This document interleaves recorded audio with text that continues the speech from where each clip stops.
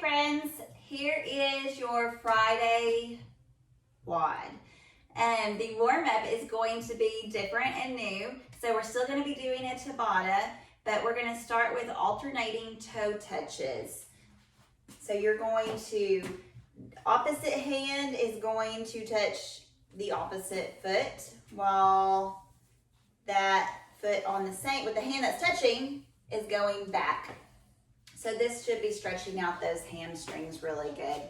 Then you're going to go into a plank for 20 seconds. So when you plank, you're wanting everything to stay nice and straight. You'll hold that for 20 seconds. Then you're gonna go into bent over row.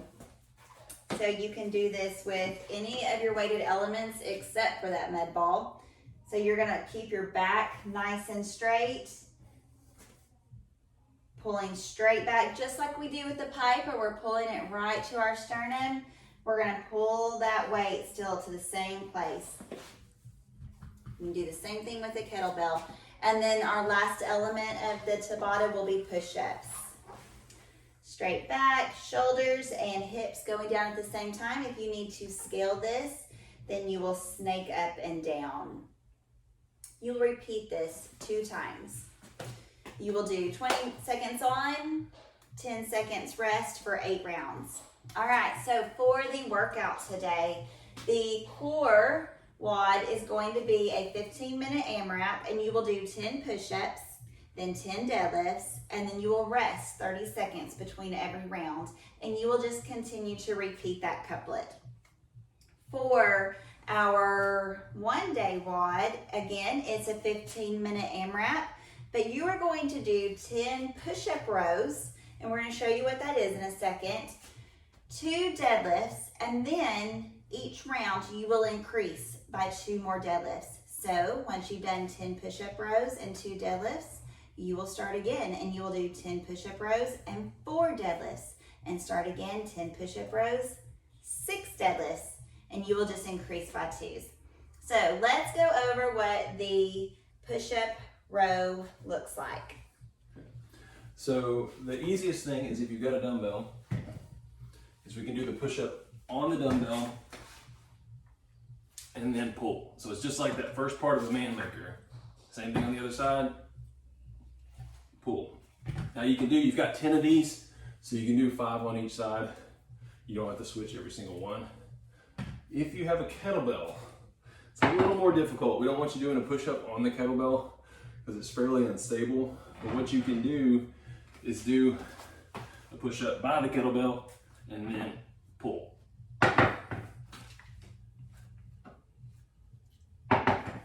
If you have tile, be gentle when you put the weight down. So big thing here is when you're doing these pulls, you're gonna want your feet to be wide.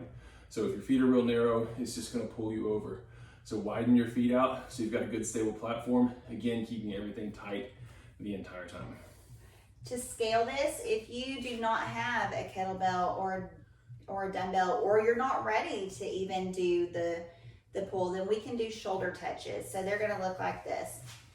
You will push up and touch shoulder. And so that is the scaled version of the push-up row. Still very difficult. Okay, so for deadlift. So for the deadlift, we can add the med ball in for this one. So just like we come up. Now remember, in the clean, Turn sideways. in the clean, we're squatting down to pick up this med ball. So the biggest difference here is we still want to grab it at the same place. We want the ball to be in the same place. We're going to bring our butt up so that we engage our hamstrings. And then we'll stand, bring it back down, stand, and bring it back down. So that's with the med ball. With the kettlebell, same concept. You can do it 2-handed, just like you're holding a bar narrow grip. Stand, back down, stand. You can also do this one arm with the kettlebell. We come down and stand, down and stand. The posture, the movement, everything is the same no matter what. With the dumbbell, one-handed, one end of the bell is going to touch the floor and right back up. Same thing on the other side and back up. Big thing is there, we want to focus on keeping our back straight the entire time, keeping everything level so that we're not leaning over and touching the floor. Everything comes down together and back up. All right, make sure you guys are stretching after these WODs. You definitely do not want to forget that important element. We are not leading you guys through that. You can you can get a subscription to WOD right now. I wish I could share ours with everybody, but it just doesn't work that way. So find a good yoga video or subscribe to WOD and make sure y'all are stretching out and doing lots of mobility, especially after this one. Have a great WOD. Good luck.